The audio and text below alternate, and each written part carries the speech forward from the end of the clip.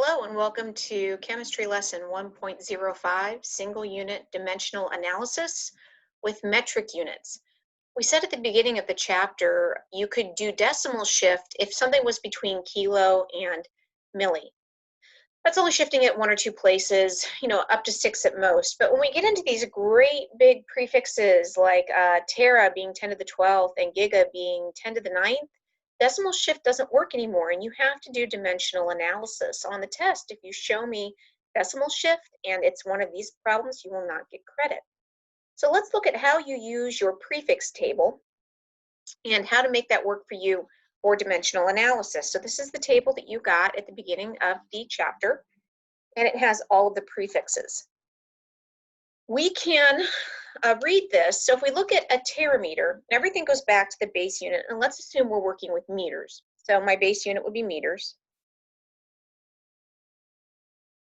A terameter is going to be an awful lot of these meters put together. So we say 1 terameter is 10 to the 12th meters. That's the way we read this table. And when we write the conversion factor, we write it as 1 terameter over, you can do 1 times 10 to the 12th if you want to, if you're more comfortable. That's actually more correct scientific notation, but you could also put it over 10 to the 12th meters. Or you could say 1 micrometer, and a micrometer is very small. It's going to be 10 to the negative 6 meters. So that would be 1 micrometer over 10 to the negative 6 meters. And again, you could also write that as 1 times 10 to the negative 6. That would be the same thing. Let's do a couple more. What if my base unit isn't meters? What if it's grams? Let's change this. So if I'm looking at megagrams, 1 megagram is going to be 10 to the 6th grams. 1 mg is 10 to the 6th grams, or 1 times 10 to the 6th, depending on what you're comfortable with. Mega means a lot, so that has to be a lot of grams, and we know positive exponents corresponds to a really big number, and that's what we have going on here. We know a negative exponent corresponds to a really small number, and that's what I have here. So let's do some sample problems, and we'll look at how these are going to go. So let's start off with, let's do sample problems here.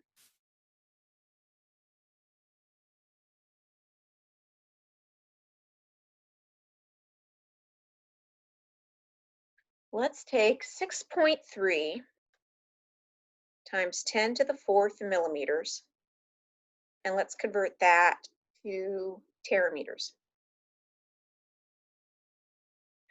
Well, to do that, we're going to go back to I'm going to pull the table back in. We said that this table gives us the base unit to where we're going. So this table will tell me terameter to meter. In order to go from millimeter to terameter, I'm probably going to want to pull 2 conversion factors off the table. So I know that I have 1 millimeter in 10 to the negative 3rd meters. So I'm going to go from millimeter to meter, and then from meter to terameter. So I'm going to create 2 conversion factors off of this table. You might think, well, why not just decimal shift from milli up to the base? But remember, you have exponents now, and I don't know anybody who can successfully shift exponents on paper or in their head. So yes, technically you could do that. You could write it out in long form out of scientific notation, shift your units, and then do your conversion factor. I think it's simpler just to say that 1 millimeter is 10 to the minus 3rd meters. So I'm going to need 2 conversion factors, millimeter to meter and meter to terameter. So what I'd like you to do now is on your sample problem, wherever you're writing it. Well, I'm getting ahead of myself, aren't I? Because that's not our first step. What's our first step? And that's framing up the problem. So let's frame up this problem. I'm going to go from 6.3 times 10 to the 4th millimeters. I'm going to put that over 1 just to get it into the correct geometry. And I'm solving for terameters. So at this point, pause the video use your table to write out your conversion factors for millimeter to meter and for meter to terameter, and we'll meet back here. All right, so hopefully you wrote that 1 millimeter is 1 times 10 to the negative third meters, or you could just put you could have just put 10 to the minus third, and hopefully you put 1 terameter is 1 times 10 to the 12th meters. But remember, these can be flipped. You can also write this as 1 times 10 to the 12th meters in 1 terameter, or you could write this as 10 to the minus third meters in 1 millimeter. I tend to write it, I know there's 1,000 millimeters in a meter, and so I don't really need to use the table for this one. You might know that instinctively. You might just know that if I take a meter and I chop it into 100 pieces, that's centimeters. If I chop it into 1,000 pieces, that's millimeters. And if you know that, that's great. So you could write this conversion factor a different way. Keep in mind, there's 2 things to note here. How do you know you've read your table correctly? The prefix, so this is my prefix and this is my prefix, should always have the 1 next to it. A lot of times students will reverse that. They'll tell me that there are 10 to the 12th terameters in 1 meter. And that's kind of silly if you think about it. A meter is about holding your hands a little bit wider than shoulder width. And a terameter, or think of a gigameter, you guys know about how big a gig is. Think how big that is. So you have to think about this commonsensically too. Does it make sense? So I framed up my problem. I assembled my conversion factors, step 2. Step 3 is I'm going to insert my conversion factors so they cancel. And I've got number 1, number 2, number 3, and number 4. So which factor do I want next? Do I want 1, 2, 3, or 4? I'll pause for a second. Turns out I want number 1. I've got millimeters on the top, so I need millimeters on the bottom. So I'm going to put 1 millimeter is 1 times 10 to the minus third meters. So that takes care of these 2. I'm done. Now, do I want factor 3 or do I want factor 4? Let me pause. You're going to want factor 4. That's correct. Well, you have 1 times 10 to the 12th meters on the bottom, and you have 1 terameter on the top. I'm going to move that equal sign. Now, let's get an idea ahead of solving this mathematically. What should my exponent look like? Remember the rules for adding and subtracting exponents. When I multiply exponents, when I multiply these together, 4 times negative 3 is going to give me a 10 to the first power, because 4 plus negative 3 is 1. So on the bottom, I'm just going to write this off to the side, kind of in pink, so you know it's not really applying to the problem. On the bottom, I have 10 to the 12th.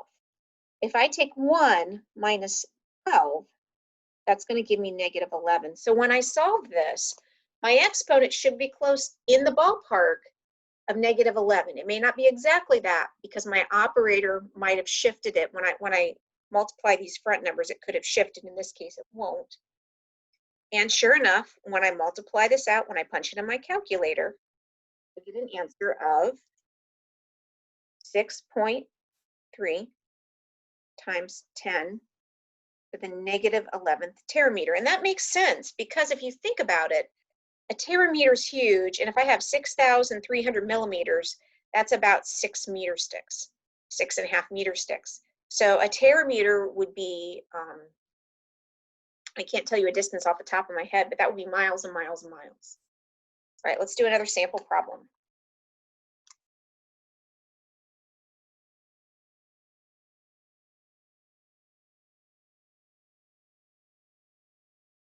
Let's take 9.2 times 10 to the minus 5th megameters.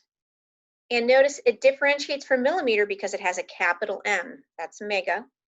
Let's change this. Let's make it grams just to be thorough. Megagrams. And let's go to this funny little unit. It looks like a sloppy cursive U. And that's the Greek letter mu and that stands for micro. So what I'm solving for here are micrograms.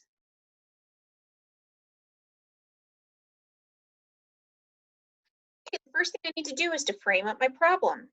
So I want to go 9.2 times 10 to the minus fifth megagrams.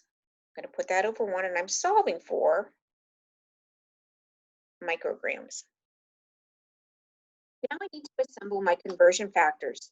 So pause the recording and go to your table, and I would like you to write down your conversion factors, and then when you're done, we'll check and we'll see if we got them correct. Okay, hopefully you went ahead and you wrote that down, and you found out that 1 microgram is 1 times 10 to the minus 6th grams. You could also write that as 1 times 10 to the minus 6th grams is 1 microgram. And hopefully you also found out that 1 megagram is 1 times 10 to the 6th grams, or we could say 1 times 10 to the 6th grams is 1 megagram. So how do I know I wrote these correctly? Well, first of all, the number 1 and my prefixes are all together. So the base units are next to the exponents. Call this number 1, number 2, number 3, and number 4. And how did I know I needed these?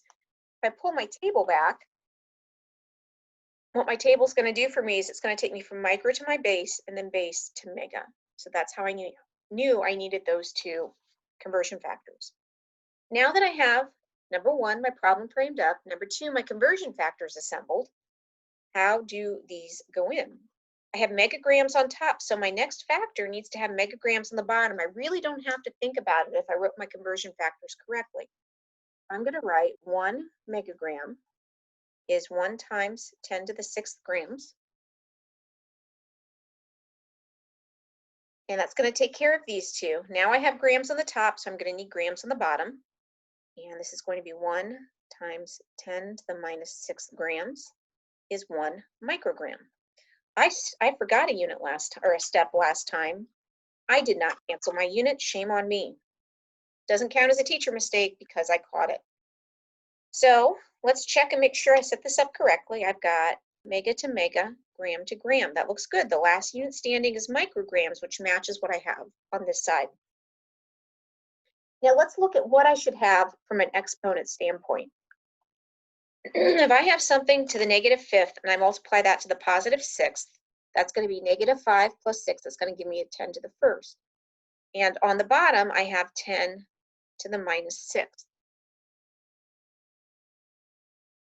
So if I take 1 minus negative 6, so this is what you have to remember. I'm taking 1 minus negative 6. Whoops, I'm off screen, sorry. If I take 1 minus negative 6, I have to add the opposite.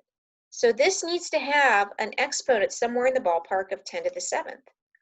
So when I punch it into my calculator, it does. And I end up with, because all of the operators are 1s here, so this makes it pretty easy, I end up with 9.2 times 10 to the, sorry, let me move my mouse here, 10 to the 6th. Okay, and I wrote this incorrectly. Pardon.